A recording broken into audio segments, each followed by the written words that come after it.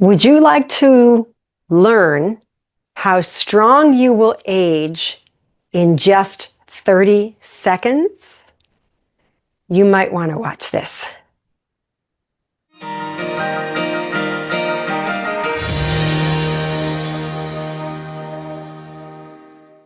So, do you want to predict how strong you'll age?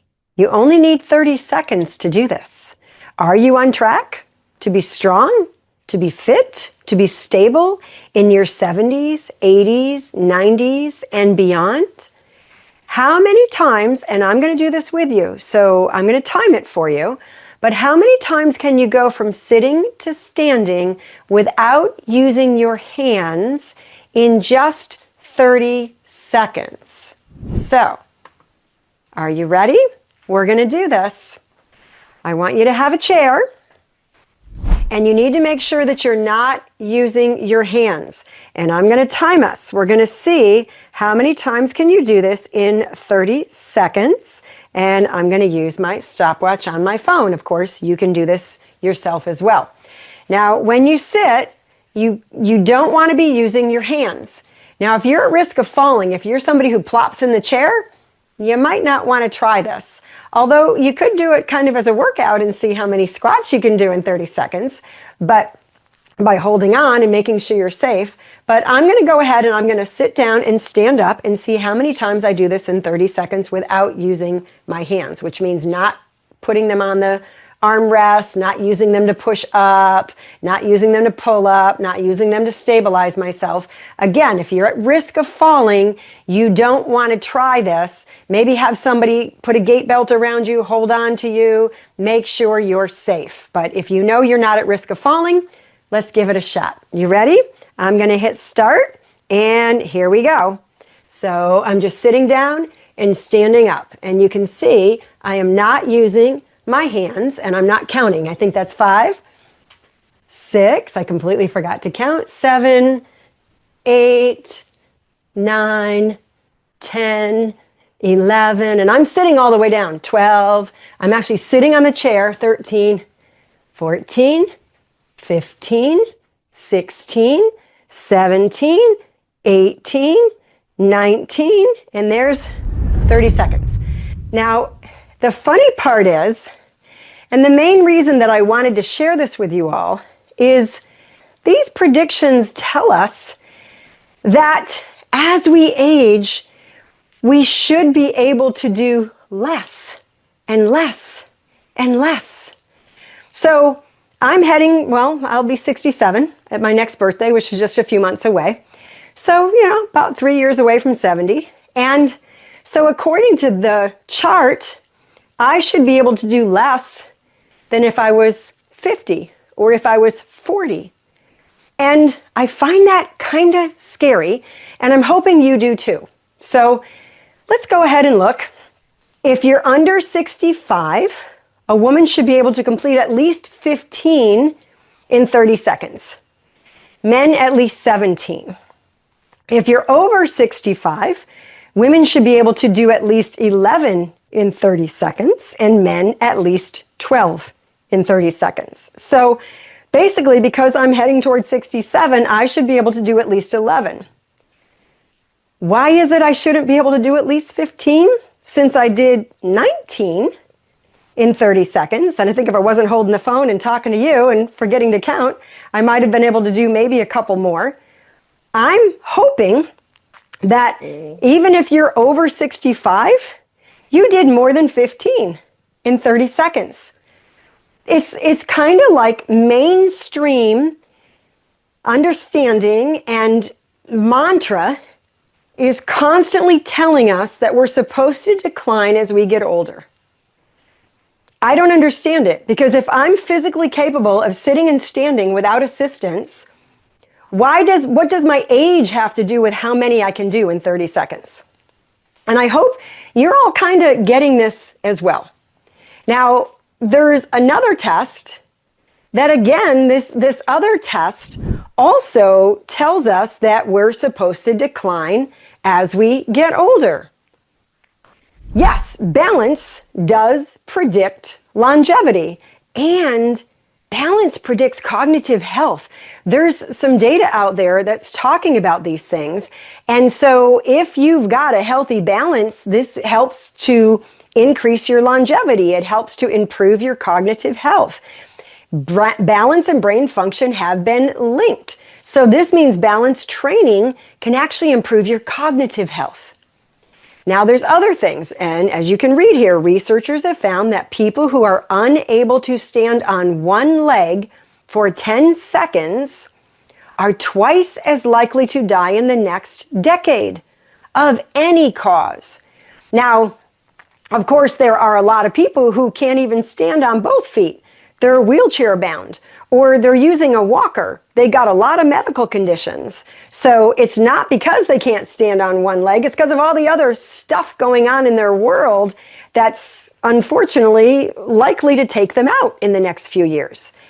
But I want you to understand that if you are relatively mobile and functional, ensuring that your balance stays functional can really help to benefit your longevity and maybe even your cognitive health. So, the test here is to stand tall, to be in bare feet.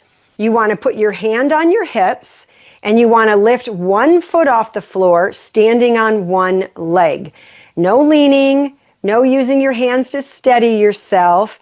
And how long can you stay balanced? Now, I did this with participants in one of my online events.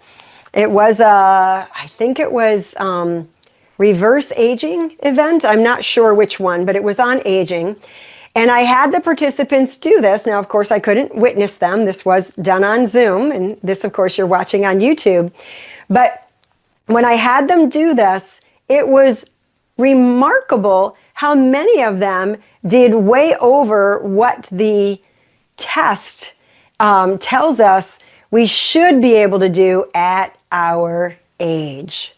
Once again, it's this mainstream narrative that we're supposed to decline in our balance just because we're older. So if somebody's 30, they're able to stand on one leg longer than I can stand on one leg. So what we're going to do here is, now, because this is not a timed thing where you do it for 30 seconds and then you stop, it's actually something where you see how long you can do it. But I'm going to go ahead and, I can't really hold on to this and put my hands on my hips at the same time, but we'll see. So I'm going to pick up a foot and I'm going to hit the start button. And we're going to see. Now, hands on hips does make a difference. It does kind of influence what goes on. Now, I'm not barefoot. I actually happen to be on a kind of a squishy foot surface so that if I drop a weight, it won't break the floor.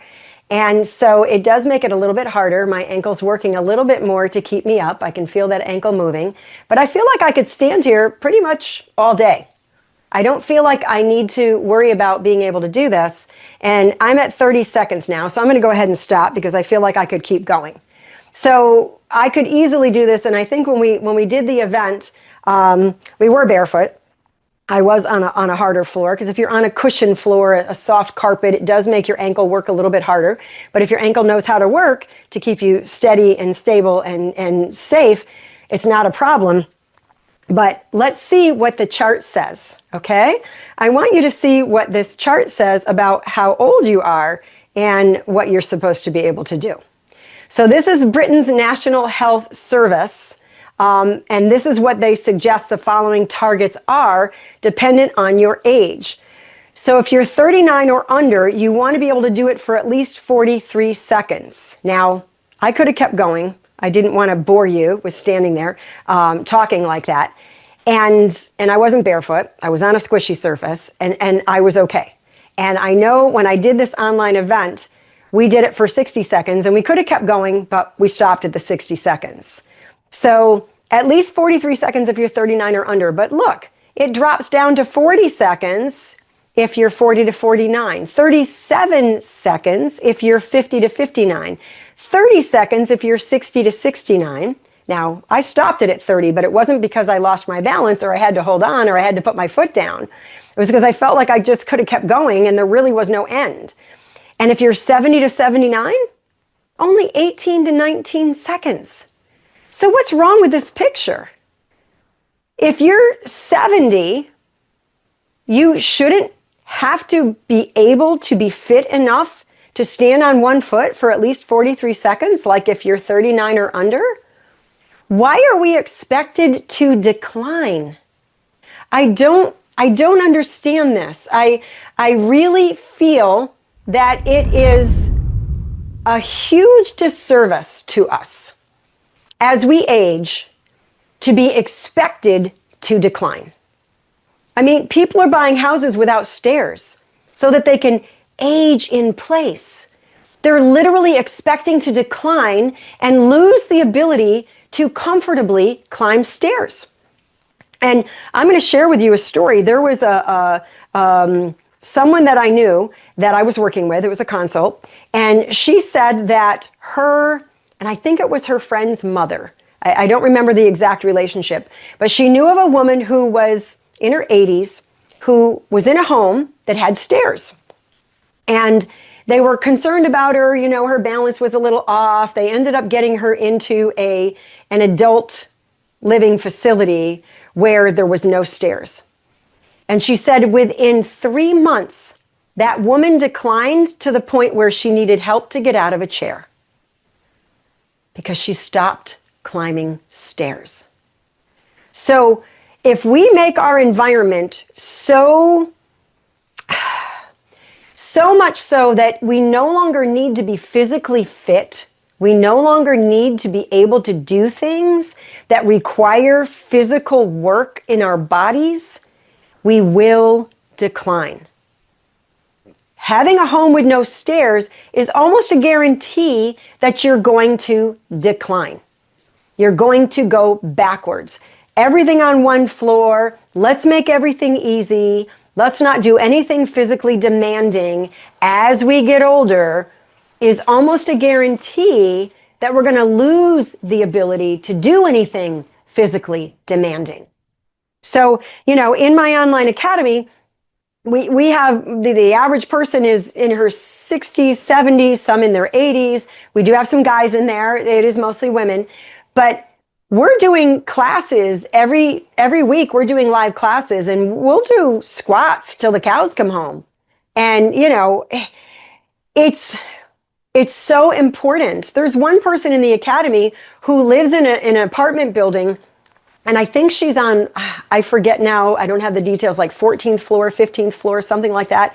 And every day she takes the elevator down and she climbs the stairs.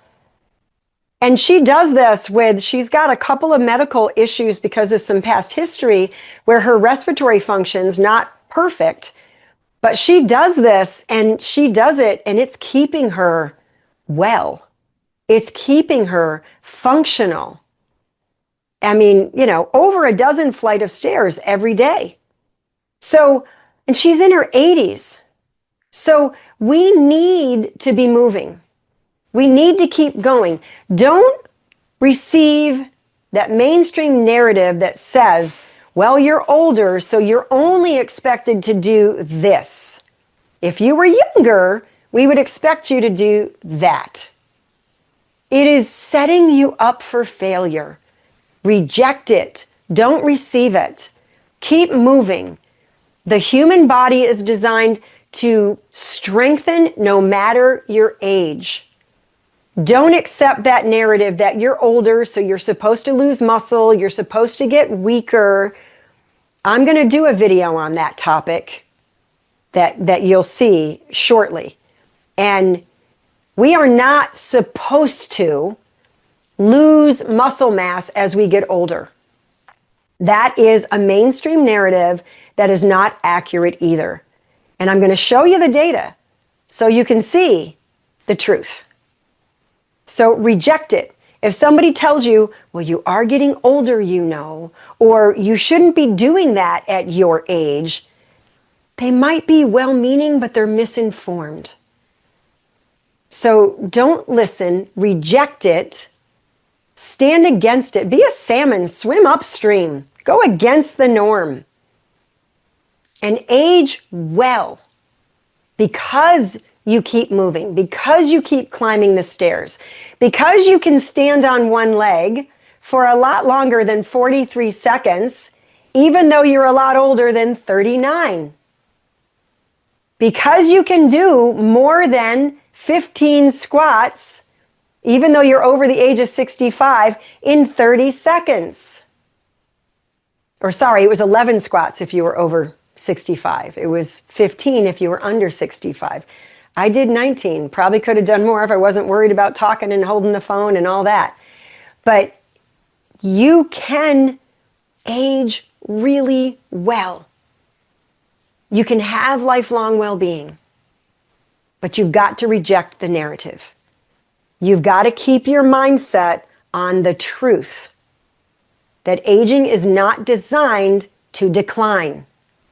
You don't need to lose your independence. I've worked with people 80s, 90s, 100, doing everything independently, living a quality life. And you can too. All right. I hope this helped you.